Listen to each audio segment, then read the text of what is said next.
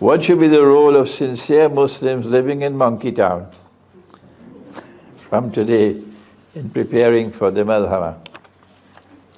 Answer.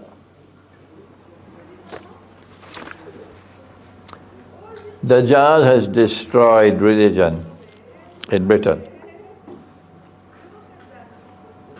And the British churches all around the country are going on sale. And the Muslims are hungry to buy them and convert them into masajid. I was of the opinion that if you want to build a masjid, you have to do it from scratch, from the ground.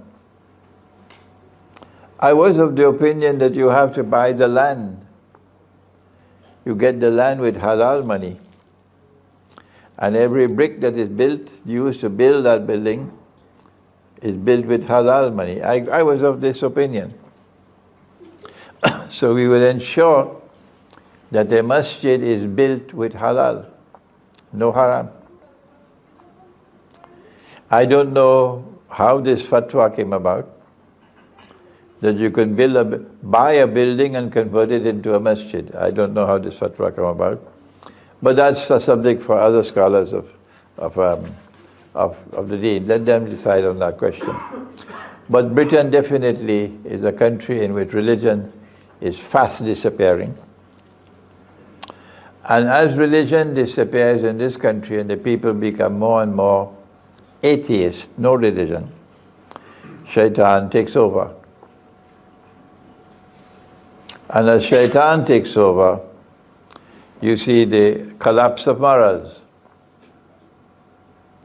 And now a man can marry another man and get a marriage certificate. That's already there. But what is worse now is, from next year, this will be compulsory teaching in all schools. Your children will be told in school that a man can marry another man and get a marriage certificate. And if that child is subjected to this, and that child is then damaged, who is the one to blame? Who will Allah punish? You know the answer.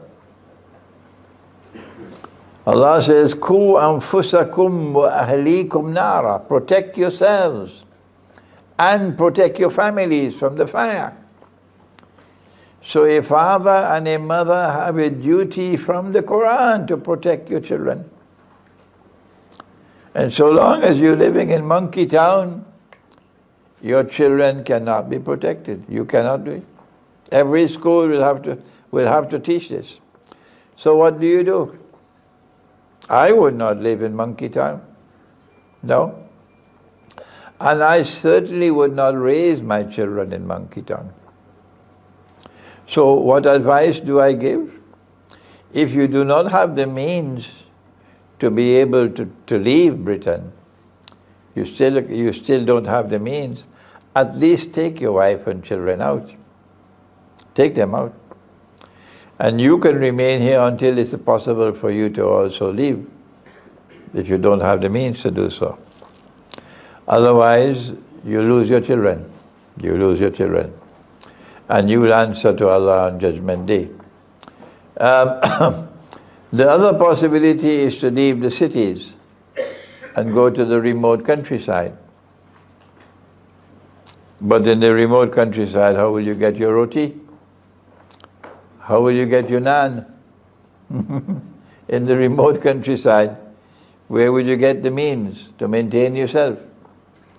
Because as the economy contracts, as life becomes harder and harder for the poor people, the countryside becomes more and more difficult to live, and people have to rush to the towns just to earn your livelihood.